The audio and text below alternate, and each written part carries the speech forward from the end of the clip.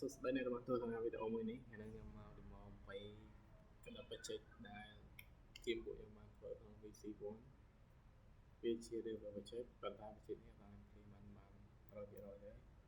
គឺថាជាអីដែលពួកយើងបាន implement នៅក្នុង Sprint 1 ហើយឥឡូវនេះខ្ញុំមក run project នេះដំបូងខ្ញុំត្រូវការបើក terminal 2 មក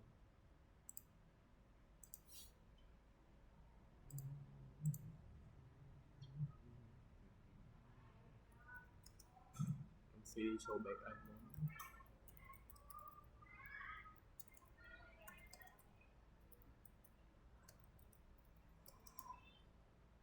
មកខ្ញុំមកចូល terminal នេះខ្ញុំ CD front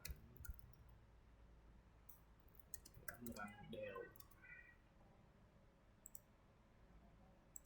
តាមមកខ្ញុំទៅ refresh project ខ្ញុំបាត់ហើយ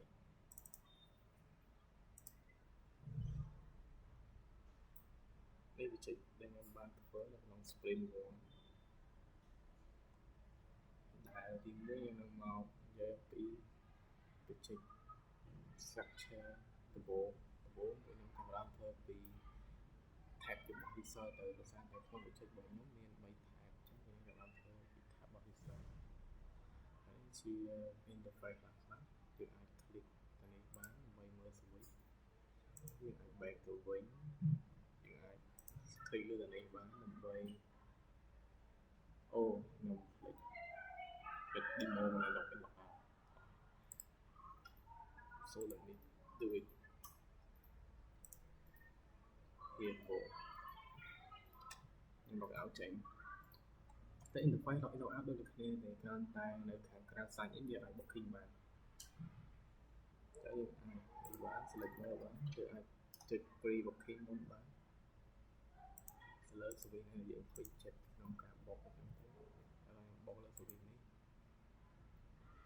ហើយខ្ញុំទៅ check day ដែលបាន book ខ្ញុំចង់ដាក់ day នេះវា available ចឹងខ្ញុំ book បាន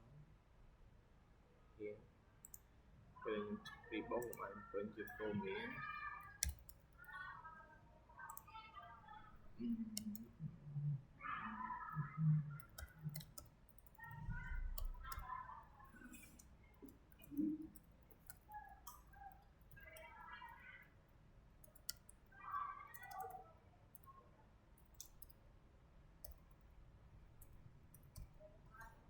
đã chia lệnh từ vật sọcហើយនឹងទីតាំងយើងអាចដាក់បានបែបនេះ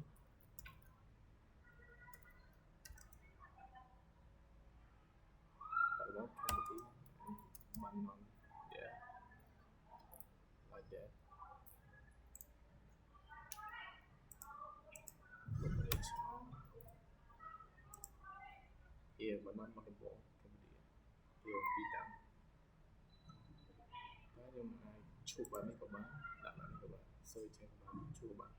កន្លែងដែលទីតាំងគឺខ្ញុំដាក់ទីតាំងកន្លែងខ្ញុំកំពុងរស់នៅកន្លែងដែល local computer របស់ខ្ញុំបាត់ map វាចាក់មកចុះពេលដល់បងប្អូនអរគ្នាចង់ booking event ការវិភាគការកម្មវិធីការគូកណ្ដាលបងប្អូនអាច booking ផ្ទះបាននៅចុចផ្ទះនេះទៅអាទិន្នន័យនេះវានឹងចាប់ location របស់បងតែបងចុចថ្ងៃមានថ្ងៃ16អូខេតមកបងប្អូនអាចដាក់ចំនួនពីបងប្អូនតើពីបងប្អូនប្រហែលនេះអត់មាន500នាក់ទេមកពេលដែលបងប្អូនចុច booking វានឹងចូលមកកាន់កន្លែង page QR ហើយបងប្អូនចុចទៅនេះទៅវាធ្វើឲ្យចុច confirm page ของបានតែនេះបងប្អូនអាច share ទៅកន្លែងនេះវិញដើម្បី view detail ពីសុវិធាដែលបងប្អូនបាន booking នេះថ្ងៃណាអញ្ចឹងទៅនេះវាបងចុច back ទៅវិញវាទៅនេះមកវាจะ confirm ចុចមក QR download ដល់បងចុច complete page មិន complete page មិនហ្នឹងពេលបងប្អូនចុចទៅពេលបងប្អូន pay ហើយចុច complete ទៅបើសិនជាបងប្អូន pay មែនតើវា download ចូលហើយឥឡូវដោយសារតែបងប្អូនអត់បាន sign in ចឹងត្រូវការ sign in សិនដើម្បីចូលឡើយមក Gmail និង password ទៀតមកកន្លែងមិញដែរចុច configuration ហើយចុច configuration នេះទៅនេះបងប្អូនឲ្យបុកបានអញ្ចឹងយើងធ្វើការកក់ 30% ទៅលើស្វីសមួយស្វីសថ្លៃដើម420អញ្ចឹងបងប្អូនត្រូវកក់ 30% មុនហើយបងប្អូនអាចចុច Spring Visual Report SDS នេះ PSD report បងប្អូនអាច download ជា PDF แล้วก็ print ក៏បានដែរយើង download មកវាចូលពី PDF មកបងប្អូន download នេះជា receipt តែមកអាច back ទៅ dashboard វិញហើយទិន្នន័យនោះវា load ចូលមកទិន្នន័យដែលបងប្អូនបុកនេះវា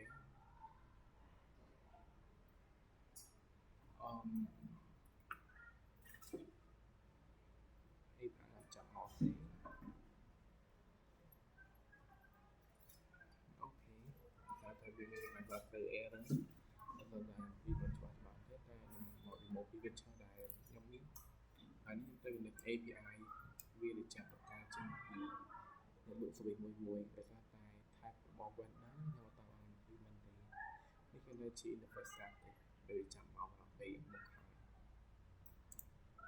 ហើយយើង complete តែអត់តាមមានទៅ transport តែមានដែរបើយើងមក remove ពីស្វីសម្ដងស្វីនេះជាប្រភេទ edge favorite like this តែដល់បើជួយមើលទៅ favorite នឹងមកវាជាប្រភេទនេះបងប្អូនអាច view តែពីប្រដាក់មួយបានអាច view vendor របស់ប្រដាក់ណា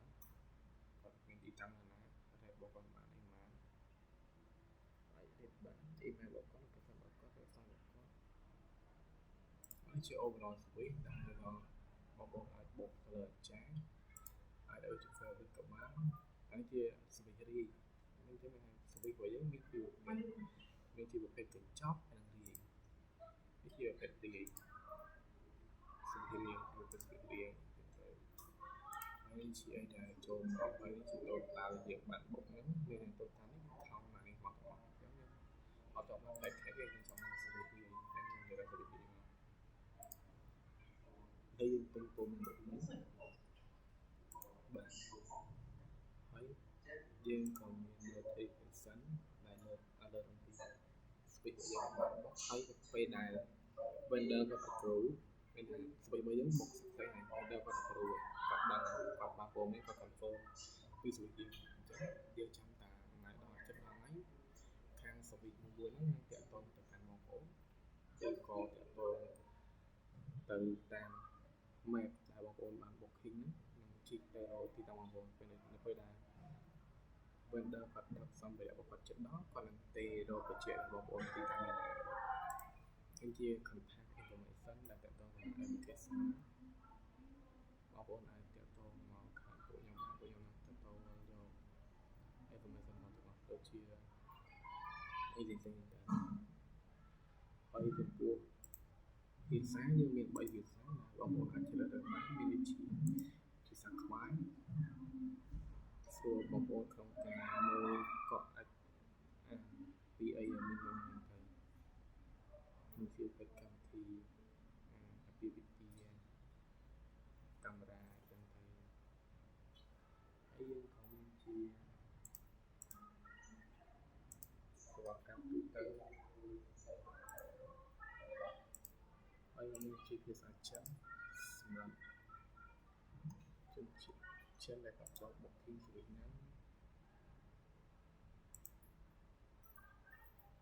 តែយើងក៏មានលេខអង់គ្លេសខ្លះដែរតែថាតែឡើយនឹងខ្ញុំទៅក៏តាមហៅអត់ទេ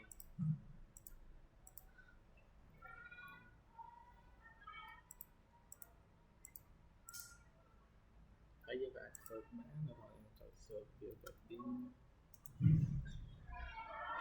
wedding យើងចូល booking ដែលវាមាននេះយើងទៅលើ service វិញវាតាមនេះពីតែ wedding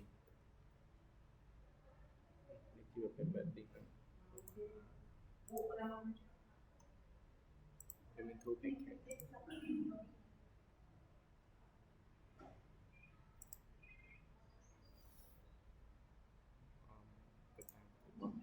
មុំហូបមកដល់តែប៉ុណ្ណឹងជំនួស sprint ទី1អរគុណដែលបានទស្សនាវីដេអូមួយនេះបើមានចង់ចំណុចណាគួរឲ្យ